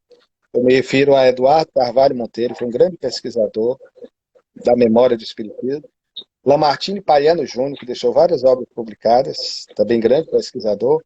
E Antônio de Souza Lucena, que, pernambucano, radicado no Rio de Janeiro, levantou uma gama considerável de biografias sobre vultos da nossa história. Então nós devemos muito a esses companheiros, como a outros tantos. Mas nós sentimos a necessidade de um trabalho mais consistente do ponto de vista histórico, um centro de memórias que pudesse acolher até materiais atas, outros documentos, fotografias do movimento espírita, para que as coisas não se perdessem. E é lamentável que ainda hoje, querida, você pode observar, nós não temos noção do esforço de companheiros que há 50 anos, que há 100 anos, que há 120 anos enviaram esforços inimagináveis para que nós estivéssemos hoje aqui, falando Verdade. livremente, abertamente, tranquilamente sobre espiritismo. Numa época que dizer espírita era atitude de coragem. Às vezes as pessoas apedrejavam até as casas espíritas, isso é fato. Aqui mesmo no Ceará, especialmente no interior. Então, o esforço desses pioneiros merecia ser, de certa forma, salvaguardado, mantido e projetado para o futuro. Sobretudo porque o Espiritismo no Ceará começou, e nós descobrimos, quando iniciamos essas pesquisas, ninguém tinha noção de como começou o Espiritismo no Ceará. Então, nós descobrimos que o primeiro grupo espírita do Ceará foi fundado no dia 13 de novembro de 1895, através do esforço de Luiz de França de Almeida e Sá, o carioca, amigo do Bezerra de Menezes, que veio ao Ceará, fez o caminho inverso do Bezerra de Menezes, e aqui deu essa contribuição, deixando o Grupo Espírita Fé e Caridade, do qual fez parte o Demétrio de Castro Menezes, cuja vida, inclusive, vocês aí do Grupo Hermínio, através do projeto Memória do Espiritismo, com o nosso Eduardo à frente, e outros tantos queridos amigos que participam dessa empreitada, publicaram aí nas redes sociais, e hoje as pessoas estão conhecendo um pouquinho mais desse abnegado cearense. Então, nós fundamos em 1997 o Centro de Documentação Espírita do Ceará, que foi uma instituição que objetivava exatamente esse resgate e a manutenção do que nós vimos descobrindo, garimpando, em termos de documentos da vida desses companheiros. E, posteriormente, publicamos alguns livros a respeito disso. E foi quando agora surgiu a oportunidade de termos, com o nome Bezerra de Menezes, para nossa alegria, é conterrâneo nosso, nascido aqui no nosso tornado natal, de projetarmos esse trabalho nacionalmente. Então, nós fundamos, com alguns companheiros queridos, o Memorial Bezerra de Menezes, que vai levar adiante esse projeto com amplitude maior, com penetração maior em nível nacional, e o livro acaba sendo, de certa forma, o carro-chefe na divulgação desse projeto, porque já tem na capa o selo da Federação Espírita do Estado do Ceará e do Memorial Bezerra de Menezes. Todo o recurso auferido desse trabalho, desse livro, ele será destinado tanto à Federação Espírita do Estado do Ceará quanto ao Memorial Bezerra de Menezes. Nossa, olha, é interessante como um projeto puxa o outro, né? E aí eu tenho duas perguntinhas, curiosidade minha mesmo, porque sempre que eu faço uma pergunta para você, você responde nós. Nós fizemos isso, nós, nada em primeira pessoa, tudo em terceira pessoa. E aí eu queria saber se tem alguém nos bastidores aí com você, se tem alguma conexão aí do plano invisível, ou se é mesmo o hábito. É só a minha curiosidade mesmo. Ah, ótimo, querido. É uma boa pergunta. Primeiro, todos nós estamos, como dizia Paulo, apóstolo, cercados por uma nuvem de testemunhas invisíveis. Ninguém está só. Exato. Temos nossos anjos guardiões, somos inspirados, mas esse hábito vem da juventude. Aprendi muito com meu pai, meu maior e melhor professor, meu maior e melhor amigo. Então, meu pai sempre me ensinou, como professor de português, embora seja professor de história, cometa erros de português, evidentemente, mas sempre ensinou a falar corretamente a nossa boa língua. E ele dizia que era sempre de bom tom a qualquer expositor, a quem usasse a palavra que não se referisse aos outros ou a si na primeira pessoa, a não ser em algumas situações específicas. Porque quando você diz eu fiz aquilo, então de usar a primeira do plural é melhor, porque fica nós fizemos, até porque ninguém, e até na perspectiva sabemos, está só, sempre temos uma parte. Então é um Exato. hábito de escritor. Eu acho que para mim soa melhor. Não que eu seja humilde, queira fazer, não, nada disso. Mas é um hábito que há anos que falamos assim, né? Preferimos utilizar na primeira do plural, né? Usar o falamos, em vez de eu falo assim, eu sou assim, porque eu não me acostumei mais. Aí, por sugestão do meu pai, a quem eu devo Eu tanto. acho, eu acho curioso e eu vou te explicar o motivo da minha pergunta, que aí você vai, acho que você vai rir. Porque como eu escrevo para o eu, né? Eu escrevo para a rede do bem maior, mas eu tenho colaboradores, né? E aí tenho amigos do bem que me ajudam aqui e acolá. Então eu também acabei desenvolvendo esse hábito do nós. Então, quando há momentos atrás eu falei, eu fundei a rede do bem maior, me soou super estranho. E aí, quando eu escutei você falando, reproduzindo nós, o nós, assim, não vou perguntar, É, porque realmente é e algo que eu não posso deixar na passar. academia, você sabe, da universidade, não soa muito bem nada. As pessoas dizem, eu fiz esse meu projeto, eu entendo, é normal, mas, perdão, não sei se é mau hábito, mas é um bom hábito que eu É digo que um é bom bom que eu hábito, aprendi com meu pai, né? Então eu procuro com falar certeza. dessa forma, Muito para que de válido, repente, não é que eu exerça isso, mas eu vou de tanto repetir, de repente sou estranho quando eu digo, como você aí sentiu, né? De com repente, certeza. quando você pronuncia eu, né? Adorei, muito bom. Assim, não sei, Luciano, mas eu tenho que dizer para você, a gente segue aqui um roteiro, mas tem essas perguntas que me vêm aqui durante, e aí a Pode, gente não pode, por favor, é pode legal. Pode quebrar tem que o levar. script aí, o roteiro, não tem problema não. Exatamente. E aí, assim, nossa, tô aqui. O Eduardo tem uma curiosidade para saber se você tem, se você conhece algum outro grupo, né, que tem trabalho de documentário, né, fora o grupo de estudos Hermínio Corrêa de Miranda, que faz esse trabalho de memorial, né, enfim. Na década de 90, o nosso irmão Samuel Nunes Magalhães, grande amigo, hoje nacionalmente conhecido, Samuel tem publicado alguns trabalhos importantíssimos, um, por exemplo, sobre a vida de Charles Richer, outro sobre a médium Ana Prado, médium que até então se pensava que era do Pará, ele conseguiu mostrar para todo mundo que ela era natural do Amazonas, de Parintins. Então, o Samuel tem feito um trabalho, ele começou conosco, no Centro de Documentação Espírita do Ceará. Então, durante muito tempo, ele fez um trabalho semelhante para onde ele ia. Ele era funcionário do Banco do Brasil, ele fundou em Pernambuco, quando lá esteve, o Centro de Documentação Espírita do Pernambuco, deu uma agitada, e infelizmente saiu, o trabalho não teve continuação.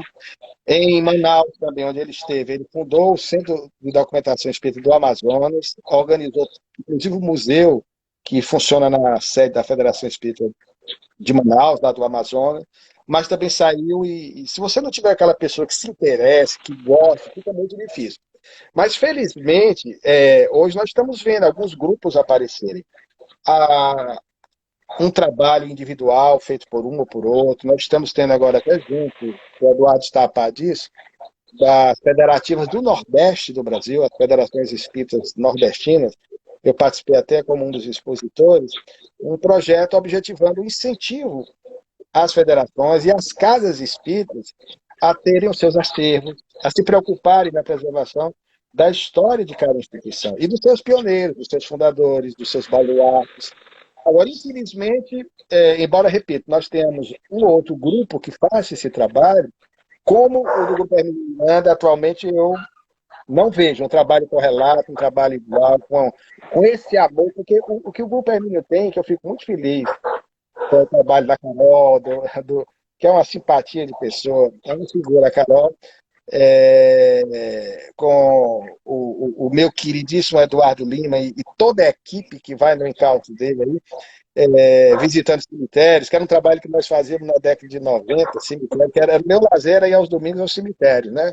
Encontrar nas tumbas lá, de repente, algum registro de espíritos antigos. É Então, esse trabalho ele só tem sustentação por causa do amor, que eu vejo que o verdade. Eduardo tem, eu vejo que o grupo tem. Não adianta você forçar, incentivar, a pessoa começa e não vai. Então, eu fico feliz com o Eduardo de coração, sabe, de coração, porque eu vejo nele uma pessoa como poucas no nosso movimento que entendeu essa proposta. E eu sempre concordo para o Eduardo continuar esse trabalho, trazê-lo para perto de nós, porque quando você pergunta como é que eu guardo essas coisas na memória, eu me lembro daquela canção, daquele sertanejo pop, que eu não gosto muito, a respeito, diz assim, é o amor que mexe com a minha cabeça e pensa assim. Então, sem amor, você não Essa consegue, né? referência foi Você vai fenomenal. fazer a coisa por obrigação, não é legal. Então eu vejo esse trabalho que o Grupo Hermínio Miranda vem fazendo, que grandes pesquisadores do passado fizeram, o próprio Hermínio fez. Eu sou apaixonado pelo Hermínio, porque o trabalho do Hermínio sempre tem a ver, embora não especificamente com a história do Espiritismo, mas com coisas da história da humanidade, alguns personagens do passado, trabalhos de investigação psíquica, como ele está fazendo, como nós estamos relançando aí pela Federação espírita do estado do Ceará, o livro que marcou a minha vida. Eu sou Camille Desmoulins, um trabalho Ó, extraordinário de Hermínio, em parceria aí com Luciano dos Anjos, né? Então, é algo que realmente só quem ama faz o que vocês estão fazendo. maravilhoso. Eu ia perguntar o que você achava do Hermínio, né? Mas aí você já adiantou, então Eu sou nem vou suspeito. conseguir puxar mais sardinha aqui, Não, né? mas o Hermínio marcou a minha vida, né? Nos meus estudos mediúnicos, desde o diálogo com a sombra, até as marcas do Cristo, na época que eu estudei, né? Estudava muito, sou apaixonado pela vida de Paulo. Então, acompanhei o Hermínio com os livros que ele tinha ainda nos anos 80, depois nos anos 90, e continuou escrevendo até praticamente o seu retorno vitorioso ao mundo espiritual. Então, eu sou um apaixonado dos textos de Hermínio, e sempre dizia que poucos escrevem como ele no movimento espírita. A fluidez é algo palatável, você gosta, é saboroso você ler o Hermínio Miranda. E eu lamento, né? Claro, ele deixou uma grande lacuna, né? A sua partida, porque ninguém ainda hoje faz um trabalho como ele faz, na linha de pesquisa dele. Quem sabe aparecerão no futuro outros Além de a pesquisadores. didática, né? Realmente, a Mas ele tem didática uma dele. didática única, não tem como comparar o Hermínio. Então, eu sou apaixonado. Há muitos vultos da história do Espiritismo, mas eu tenho uma paixão por Viana de Carvalho, por Bezerra de Menezes, por Hermínio Miranda, porque marcou a minha infância e eu fiquei muito feliz quando o Eduardo e o grupo teve a feliz iniciativa de homenageá-lo, dando a ele o nome dessa instituição. No Brasil, poucos se lembram dele hoje. Claro, Nossa, então, há eu tenho muitos que espíritos, há muitas coisas. eu tenho que Mas, levantar mas assim, se meu nós braço para tentar agradecer a oportunidade, porque assim, é interessante, você fala de três figuras aí, né? Tô Bezerra, Hermínio, viemos Viana de Carvalho. Viana de Carvalho, a gente tem um com as grupo de minhas estudo, Viana paixões de Carvalho. do Aí tem o Brasil. grupo de estudo, Viana de Carvalho. Tem o grupo de estudo Hermínio, tem o grupo de estudo Bezerra. Então, assim, grandes patronos, né, aí que nos incentivam e nos movem para a gente desenvolver esses trabalhos, esses projetos, como você disse, com muito amor, com muito carinho, né? Tirando realmente do tempo, porque a vida material, ela suga quase que 100% do nosso tempo, né? Enquanto que a gente tem que ter esse olhar de observar que a nossa vida, ela não é 100% material, né? Pelo contrário, ela era para ser 10% material, né? E a gente está mais focado no que é eterno, né? Então, Exatamente. sempre que a gente puder engajar a atividade real, né, no nosso mundo físico, com esses estudos, fazendo com coração, com amor, né? Eu vejo assim, quando você trata dos documentos, trata Esse é o segredo. das pesquisas, né? Que você faz isso realmente que brilha teu olho quando você fala disso. Então, assim, a gente vai visitar cemitério, a Carol, tenho certeza que ela não vai visitar cemitério achando Ela bom. foi à força, viu? O Eduardo Primeiro que conseguiu. ela morre de medo de ET. Os espíritos para ela não é nem o pior são os ET, né? Então, assim, mas é realmente dia de domingo, dia de sábado, tá fazendo essas É porque atividades, ela é não porque passou a realmente experiência que eu passei, falando em ET, falou por uma experiência que eu passei e vivenciei com o Nonato Albuquerque. Mas esse dia eu conto depois isso, na estrada nossa que a gente vinha fica de para uma outra colete. live. Anota aí, Eduardo. Essa daí eu vou anotar nas minhas perguntas aqui, porque depois já porque eu sou curiosa, né? Eu Mas se espere quiser aí. ouvir, não tem problema não. Ninguém... É curtindo, é curtindo. Maravilha. Olha, Luciano, que maravilha que o Instagram não derrubou a gente, porque aí a gente está super aqui otimizando o nosso tempo, né? O seu, principalmente, que é mais precioso, né? E queria saber de você, né? Voltando aqui um pouquinho do nosso roteiro, que a gente vai e volta aí para não ficar tão maçante, para não ficar tão pesado também, até para as pessoas que estão assistindo, né? Sobre Torteroli e o Dr. Bezerra, né? Se tinha algum desentendimento, né? Quais eram as razões? Qual é a tua opinião assim sobre o Torteroli? Eu tive o cuidado também de biografar o Torteroli dentro de um capítulo específico, no qual falo sobre o Dr. Bezerra de Menezes como espírita. E até porque nós temos que ter muito cuidado, é um mau hábito que nós temos de demonizar pessoas, personagens, desqualificando-as e esquecendo o que elas fizeram em prol de suas próprias convicções. Então, o professor Afonso Angelir Torteroli, que o próprio movimento espírita do passado discriminou, e alguns hoje ainda veem enviesadamente, a ponto de sequer pronunciar o seu nome se tornou meio maldito, chamavam-no apenas de professor T, como sendo o grande desafeto do Dr. Bezerra. Porque os dois divergiram, e é compreensível, sobretudo nos anos 1890, a partir de 1896, especificamente.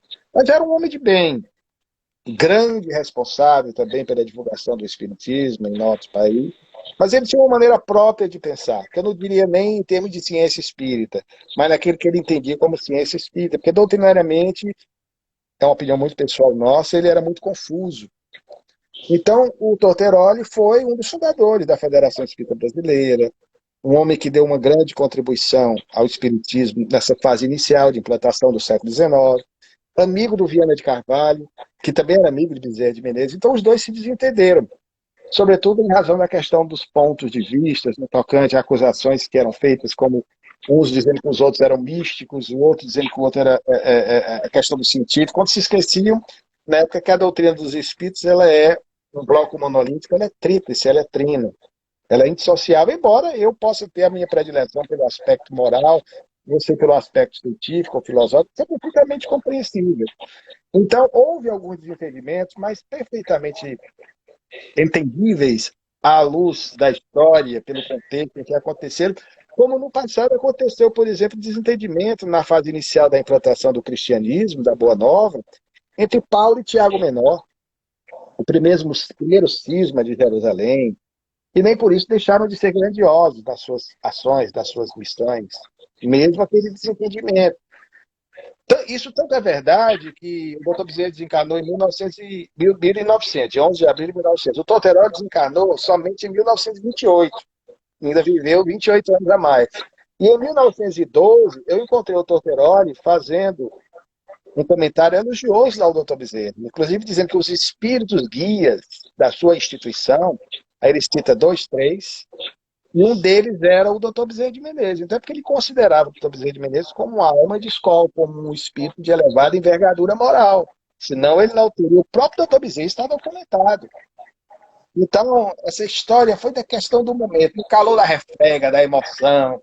Às vezes, quando você está numa discussão intempestiva, por questões, infelizmente, hoje em dia está acontecendo tanta discussão, por pouca coisa, por bobagem, até no meio espírita, por conta das redes sociais, você fica cego, se esquece do que o outro fez, e vice-versa. Então, você entra numa contenda desnecessária. E o tempo mostra que cada um tinha razão dentro do seu objetivo. Claro que o Dr. Bezerra de Menezes, na nossa opinião, foi o caminho melhor a ser seguido para o movimento espírita, e graças a ele o espiritismo tomou um impulso muito grande no Brasil. Porque se não fosse o Dr. Bezerra de Menezes, se nós fôssemos tão somente viver, como alguns preconizavam, os estudos empíricos, experiências, trabalhos eminentemente científicos, o espiritismo teria hoje se tornado como algumas das ramificações esoteristas ou a própria teosofia, que é importante, respeitamos também, mas que em nível nacional e até mundial não tem mais o respaldo, a projeção que tinha há 50, 100 anos passados. Olha, isso é verdade. E assim, essa questão, né, que você falou, como aconteceu com eles e como acontece hoje, né? Os nervos à flor da pele, né? Assim, talvez a gente não pode ficar no si, mas talvez se não tivesse acontecido, não teríamos esse impulsionamento, como você falou, né? Que aconteceu, de termos esse caminho que foi tomado pelo pensamento norteado do Dr. Bezerra. É isso que eu estou querendo dizer. Não sei se você está compreendendo. Perfeito. Mas o que eu penso, né, particularmente aqui, Torteroli teve aquela contenda com o Dr. Bezerra, mas, de algum modo, posteriormente ele conseguiu ver, enxergar isso que você falou, que foi algo momentâneo, e depois seguiu-se, né? Dr. Bezerra provavelmente está ali, documentado, contribuiu depois com o seu centro e tudo mais. E eu acredito que isso é o que é o mais importante, né? Independente de... E porque era um homem de bem, o Tortorella era um bom homem, um homem caridoso, fez um trabalho magnífico. Às vezes por questões de ponto de vista, veja que nós, mesmo nas nossas relações uns com os outros, nas nossas casas espíritas, Isso não é privilégio do espiritismo, não. Infelizmente, acontece ainda em todos os cenários religiosos, onde há Onde tiver o movimentação homem, de crentes. onde tiver a Onde figura tiver homem, a né? natureza humana, seja na universidade, no seu grupo, na sua coordenação, onde você estiver, às vezes tem desentendimento, às vezes pelas nossas questões pessoais, pelas nossas vaidades, né? Então, se nós não tivermos a humildade necessária para silenciarmos no momento certo, ou colhermos de algum possível debate que haja as lições que possam nos enriquecer, o prejuízo pode ser muito grande. E houve, infelizmente, e aí nós sabemos, e aí, como espírita, há o dedo da espiritualidade infeliz que ajuda a essa desunião. Então, aproveitou-se o momento em que os ânimos estavam acirrados para comprometer até o avanço do espiritismo no Brasil. Então, se não fosse o Sim, pulso firme do Dr. Bezerra de Menezes, segurando as rédeas no momento certo, com a habilidade que ele era peculiar, a barca do espiritismo no Brasil talvez tivesse só sobrado. Então, ele foi o sim, grande responsável por estruturar, inclusive materialmente, a Federação Espírita Brasileira. Repetimos, o Brasil é hoje o maior país espírita do mundo. Essas ações vêm lá de trás, por Bezerra de Menezes, pelo trabalho de um Chico Xavier, pelo trabalho de Hermínio Miranda, de um Viana de Carvalho, muitos deles nem lembrados, outros tantos mais. exato, exato. Então, Luciano, assim, para finalizar, né, assim, da parte de perguntas, né, a gente ainda vai se despedir, é claro, formalmente, mas da parte de perguntas, né, o movimento espírita, assim, de um modo geral, todos nós, a gente já falou, todo mundo tem um grupo Bezerra de Menezes, né, todo mundo considera muito o doutor Bezerra. E aí, sobre o livro, qual é o homem, doutor Bezerra, que a gente vai encontrar quando a gente tiver o acesso a essa preciosidade, né, que é o livro. Um homem, uma alma multifacetada, um homem de várias ações, mas um homem de bem. Aquele homem de bem preconizado por Allan Kardec, que nós encontramos no capítulo 17 do Evangelho segundo o Espiritismo, ser perfeito. Alguém que viveu em plenitude aquilo que acreditava. Daí a sua diferença para a maioria de nós. Porque às vezes nós nos empanturramos de filosofia, de conhecimentos, mas somos nulos na nossa capacidade de sentir, de perceber o outro, de externar afeto. E como nós precisamos de afeto, como nós precisamos de carinho, como nós precisamos, a uma expressão bem nordestina, de um cafuné. Quem não gosta? Os animais gostam, as plantas gostam. Então, por que ficarmos tão ouriçados, nos estranharmos, às vezes discussões que não nos levam absolutamente nada? Então, o Bezerra de Menezes, visto pela lente do historiador, ele se torna extraordinário porque nós percebemos nele exatamente essa coerência em relação àquilo que ele pregava e àquilo que ele vivia. Por isso que eu destaco sempre uma mensagem para finalizar essa nossa reflexão, que ele veiculou através da mediunidade de Chico Xavier. Porque os dois, na simbiose perfeita também, durante o século XX, estiveram juntos, consolidando o espiritismo no Brasil, em que ele diz: sem as primeiras letras do amor, jamais conseguiremos compreender o sagrado poema da vida. Ai, muito lindo, né? Assim, e é apaixonante. A vida, o trabalho, né? Toda a dedicação, realmente. Bom, Luciano, foi muito bom estar aqui com você hoje, né? Retornando. Tem alguns avisos, alguns recados, né, do coração para dar, para compartilhar com você e com o pessoal que segue a nosso grupo de estudos, né? Falar um pouquinho sobre o CA, né? Antes de falar sobre o CA, falar que a gente já tem um capítulo especial falando do Memórias do Espiritismo, né? Falando sobre o Dr. Bezerra. Quem para se seguir aí no nosso canal, no YouTube, né? Tem também sobre o Viana de Carvalho, que a gente comentou aqui, né? É, levantar o moral da equipe que faz o Memórias do Espiritismo, porque aqui é o nosso arte de espiritualidade, né? Mas eu vou fazer esse favorzinho para minha amiga Carol. Brincando. Gosto de aperrear ela. Mas é muito, muito fantástico. Eu sou muito fã do Memórias do Espiritismo, né? Tem muitas curiosidades que, assim, tem sua colaboração também, né? Já vi. Que muita gente precisa, né? Daquela instigada na curiosidade, entender, quem quiser buscar, quem gostar, né? Também tem que gostar para estar a par desses conteúdos, né? Principalmente tem que gostar, tem que ter o amor, né? Buscar. E falar um pouquinho do CA, né? Já soube que você vai estar presente, né? Último final de semana agora, do mês de novembro, a gente vai estar presencialmente lá no Teatro São José, né? É o Seminário Espírita Amor e Reforma. E a gente está sendo promovido pela Casa de João, né? Mas aí tem aí muitas pessoas, né? São muitas mãos que estão trabalhando, né? Vou estar por lá também. E aí, eu queria saber, né, sobre convite, mas saber um particular, se você já tem o tema, se já sabe do que é que vai ser a sua fala lá no CA. É exatamente sobre essa questão da perspectiva da cura integral do ser, que é anseio, que é esperança, expectativa de todos nós. Então vai ser, aliás, um momento assim, de muita emoção para mim, particularmente, porque vai ser a minha primeira palestra presencial, né? Depois desse período todo aí de pandemia, numa atividade espírita. Eu já voltei a trabalhar, sou professor, mas no meio espírita agora vai ser a nossa primeira palestra espírita, depois de quase 2 anos aí de insulamento, por conta da pandemia que assola a humanidade nesse momento grave em que vivemos. Mas está passando, acreditamos que as coisas vão voltar, se Deus quiser, ao seu Graças normal. a Deus. Graças a Deus. Vai ser muito bom o momento realmente da gente poder se reencontrar, de conhecê-lo pessoalmente também, né? Acho que a última vez que o Eduardo me viu, eu ainda estava de barrigão.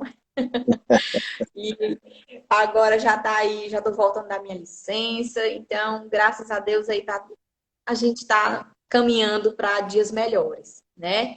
Luciano, eu queria te agradecer assim de coração mesmo, assim, a tua generosidade, né, a tua disponibilidade de estar aqui com a gente. E queria que você dissesse aí o seu boa noite, suas palavras Ô, finais. querido, A gente aqui está muito grato. Eu vou correr e vou gravar aqui, porque eu não posso perder de gravar essa live. Já me aconteceu de eu perder uma live e eu não consegui gravar, mas já vou deixar aqui tudo preparado para não perder ô, nada. E querido. anotei muita coisa aqui que a gente pode render aí para uma outra oportunidade. Já vou deixar engatilhado aí com o Eduardo. Aí você fica à vontade para se despedir, para dar o boa noite aí pro pessoal e fazer o convite, né? Em relação a como é que está a compra, como é que está a pré-venda, como é que a gente faz para ter acesso ao livro, né? Fica à vontade, tá? Obrigado, meu amor. Primeiro, agradecer a você, a sua simpatia, a sua inteligência, a sua gentileza. Pedir a Deus que cuide de você, da sua família, do seu bebê, que ele possa mais tarde, quem sabe, aí, lhe ajudar na divulgação da nossa doutrina. É um bebê, um Amém. menino, uma menina? É, o Otávio. Ah, o Otávio, né? Então, saúde, muita saúde para ele, que ele venha a esse mundo aí. Muito precisa de pessoas que venham contribuir com essa renovação. E dizer que o Se livro Deus continua, né? Graças a Deus, para nossa alegria, por enquanto ainda as vendas nessa fase inicial, promocional, né? Elas estão acontecendo somente na fase da pré-venda pela Amazon, né? Já tem sido bastante divulgado, mas já já no final do mês nós vamos ter aí sim a venda do livro aqui em Fortaleza ou para o Brasil inteiro. Então nós temos acompanhado e graças a Deus as coisas estão indo bem, né? Eu acho que o Dr. Bezerra de Menezes, não por ele, mas certamente não ia querer isso, mas os amigos dele, para que possam ser homenageados e as pessoas conheçam um pouquinho mais a respeito da sua trajetória de vida. Acredito que seja importante divulgar essa atividade para que o seu nome seja perpetuado aí no futuro, porque é hoje o cearense nacionalmente mais conhecido. Eu digo sempre, você citou que há várias instituições espíritas no Brasil inteiro, o cearense mais conhecido hoje. Nem Padre tem, é um estado, às vezes, é uma instituição com seu nome. Mas Bezerra tem um centro espírita, tem uma maternidade, tem uma escola, tem um lar de idosos, tem até loja maçônica, embora ele não tenha sido maçom, tem praça, tem rua, tem avenida, tem loja várias. maçônica é novidade para mim, mas eu já imaginava. Aqui no Ceará há 2 lojas maçônicas, Adolfo Bezerra de Menezes, né? Aqui, uma em Fortaleza e outra no interior.